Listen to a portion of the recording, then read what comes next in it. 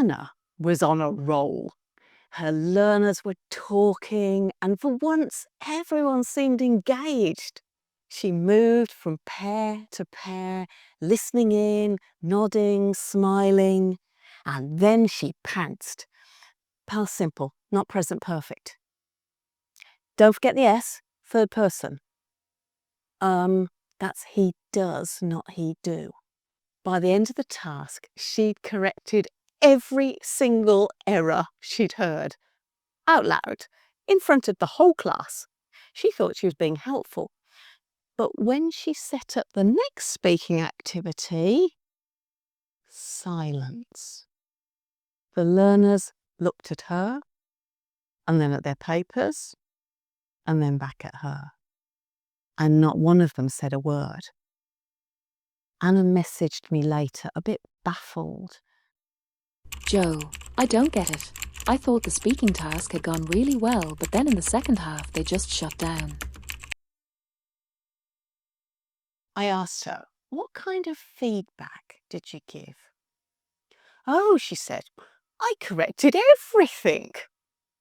Ah, there it was. A quick hello if you're new here.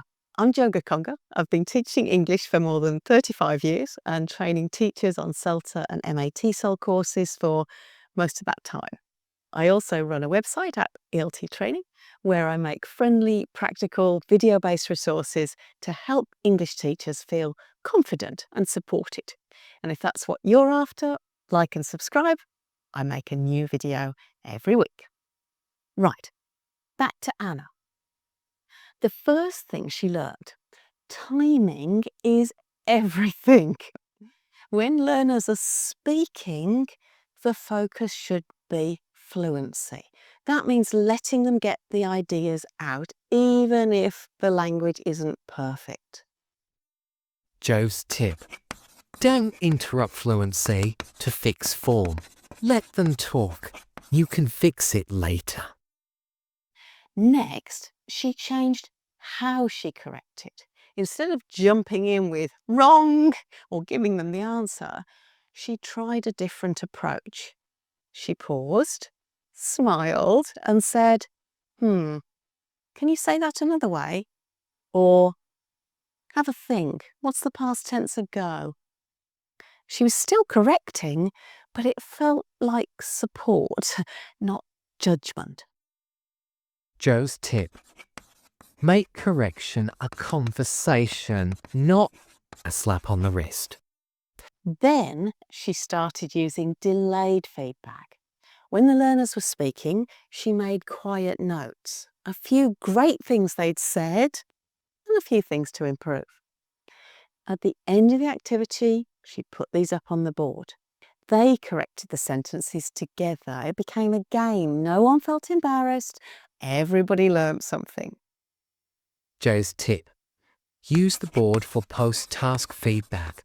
Focus on good language as well as things to work on.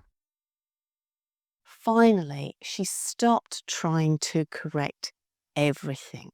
Instead of jumping on every mistake, she focused on one or two things they'd been working on that week, maybe verb tenses or articles or pronunciation of regular past. And guess what? The learners started speaking again, more fluently, more confidently, because they weren't terrified of being interrupted every time they opened their mouths. Joe's tip. Choose your battles. Focus on feedback on one or two things at a time. Anna sent me a message a few days later. Joe, I gave feedback at the end instead of during the task, and it worked. They kept talking, and I still got to correct the mistakes. Win-win, right? So if you want to give great feedback without crushing your learners' confidence, remember, don't interrupt fluency, make notes instead. Use gentle prompts, not harsh corrections. Give feedback afterwards. Highlight both what went well and what needs work. And don't try to fix everything at once. And if this sounds like the kind of practical help that you could use more of, head over to my website See you there.